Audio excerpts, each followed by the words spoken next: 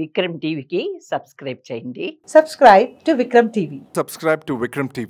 Subscribe to Vikram TV. Subscribe to Vikram TV. Please like, share and subscribe to Vikram TV. రుణమాఫీ కూడా కొంతమందికి ఇచ్చి అందరికి ఇచ్చారని డప్పు కొట్టుకుంటున్నారు అంటున్నారు. ఏంటిది దీనికి వెనకాల ఉన్న అంతరాయం? డప్పు కొట్టుకోవాల్సిన అవసరం మాకు ఇందాక కూడా నేను ప్రస్తావనలో తీసుకొచ్చి ఇప్పుడైనా రైతుల నుంచి వ్యతిరేకత లేదు. 22,30,000 మంది రైతుల ఖాతాల్లో 18,000 కోట్లు జమ చేసినాం. సాంకేతిక కారణాలతో ఆగిపోయింది. అది ఎందుకు ఆధార్ కార్డులో పేరు తప్పుంటాం, లేకపోతే బ్యాంకులు వ్యవసాయ అధికారులకు ఆ జాబితా ఇచ్చేటప్పుడు ఆ నెంబర్లు అటు ఇటు అయితే, ఖాతా నెంబర్లు అటు ఇటు అయితే వేసిన డబ్బులు వెనక్కి రావటం, ఈ విధంగా అయినాయి. మళ్ళీ అన్నీ కూడా సరిచేసి తర్వాత 2 లక్షల పైచిలకు రైతులు ఉన్నారు. రుణం తీసుకున్న వాళ్ళు 2,50,000 తీసుకున్నారు అనుకోండి. ఆ 50,000 మీరు చెల్లించండి అని ఎందుకు అంటున్నామంటే, మీరు ఆ 50,000 చెల్లిస్తే మేము 2 లక్షల రుణమాఫీ బ్యాంకులో వేస్తే మళ్ళీ రుణాలు మీకు రీషెడ్యూల్ అవుతాయి. ఒకవేళ మీరు ముందే చెల్లించవచ్చుగా అంటారు, కానీ మీరు తర్వాత చెల్లించకపోతే రీషెడ్యూల్ కావు. మన ఉద్దేశం ఏంది, మళ్ళీ రైతు అనేవాడు రుణం తీసుకోవాలి, పంట పెట్టుబడి పెట్టుకోవాలి, రైతు వ్యవసాయానికి ఉపయోగపడాలనే ఆలోచన, మంచి ఆలోచన ఇది. కాబట్టి ఆ 10,000 50,000 తెలవక చాలామంది ఆ విధంగా కట్టుకోలేకపోయారు. అట్లాంటి వాళ్ళని కూడా చైతన్యం చేసినాం. కాబట్టి వాళ్ళ జాబితా మొత్తం కూడా సుమారు 4 లక్షల మందికి వచ్చి 4 లక్షల మంది సంఖ్య ఉన్నది. ఆ సంఖ్యకు కూడా రేపో మాపు ఆ తీపి కబురు ఆ 4 లక్షల మంది రైతులు కూడా వినబోతారు. ఎక్కడ కూడా ఇబ్బంది లేదు. కాకపోతే దీన్ని ఇక్కడ కూడా కృత్రిమ ఉద్యమం చేసే ప్రయత్నం చేశారు. బీఆర్ఎస్ కార్యకర్తలను పెట్టుకొని రైతులు ఇబ్బంది. రైతుకి ఎప్పుడు పోరాటాలు ఎప్పుడు చేయాలండి?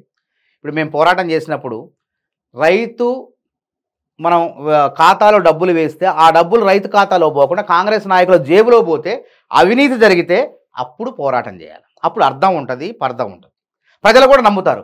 అసలు మేము సాంకేతిక కారణాలతో ఆగిపోయినాయి. అవి కొద్ది జాప్యం అయింది, ఎక్కువ కూడా కాదు. రేపో మాపు డబ్బులు వేస్తున్నాం ఆగండి అంటే దాన్ని ఏదో జరిగింది, ఈ తప్పు, రైతులు ఇబ్బంది పడుతున్నారని చెప్పి వీళ్ళు ఇబ్బంది పడుతున్నారు. రైతుల ఖాతాలో డబ్బులు వేస్తే వాళ్ళకు ఉద్యమాలు చేయడానికి ఏముండదు కదా. ఆ బాధ, ఆవేదన, వాళ్ళ ఆవేదన, ప్రజల ఆవేదన చెప్తున్నారు వీళ్ళు. రైతులు ఎప్పుడు కూడా వేస్తానన్నప్పుడు రైతు ఎందుకు వస్తారు రోడ్డు మీద చెప్పండి, ఆలోచన చేయండి. మేము డబ్బులు వేయము, మీ ఖాతాల్లో వేయము అంటే అప్పుడు రైతులు సహసిద్ధంగా వచ్చి ఆందోళన చేస్తారు. దానికి ఆ ఉద్యమం, అట్లాంటి ఉద్యమాలను ప్రభుత్వం కూడా గుర్తిస్తుంది, గౌరవిస్తుంది. కానీ వీళ్ళేంది వేస్తుంటేనే, కార్యక్రమం కొనసాగుతుంటేనే వీళ్ళేదో మొత్తం వీళ్ళు వేయించినట్టు రైతుల ఖాతాలో ఆ విధంగా కృత్రిమ పోరాటాలు చేసే ప్రయత్నం చేశారు. నిరుద్యోగుల ముందు ఆర్టీసీ క్లాసులు ఇందా చెప్పి అప్పుడు కూడా ఎప్పుడు జరగాలి పోరాటం? మేము ఎప్పుడు చేసినాం? గ్రూప్ 2లో తప్పు జరిగితే, గ్రూప్ 1 ప్రశ్నాపత్రాలు లీక్ అయితే, నిరుద్యోగులు చనిపోతే, నిజమైనటువంటి సహసిద్ధమైనటువంటి కారణాలతో పట్టుకొని ఆడ పోరాటం చేసినా విజయవంతమైనవి.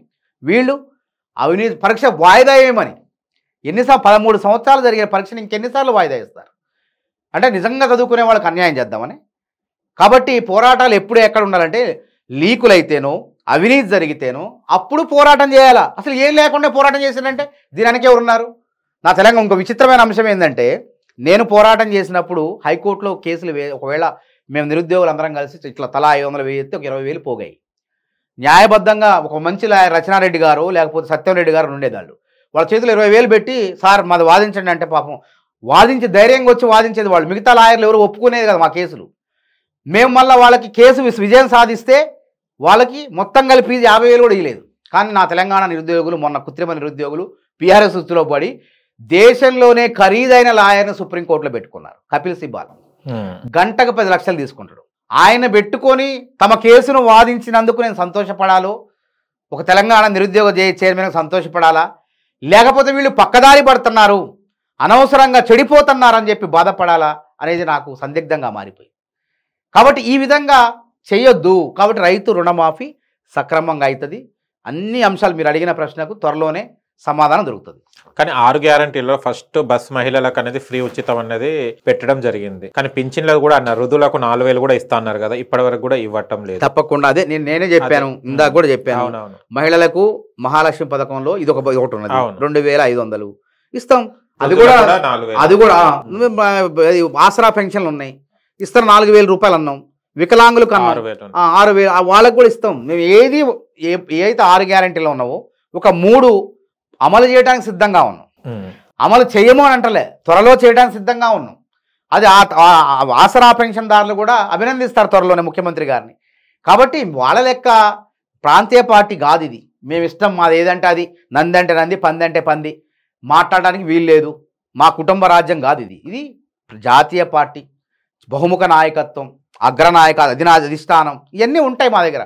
కాబట్టి ఈరోజు ఇంత నిజాయితీగా 10.5 నెలల పరిపాలన సాగుతుందంటే ప్రజల అండదండలు ఉండబట్టే.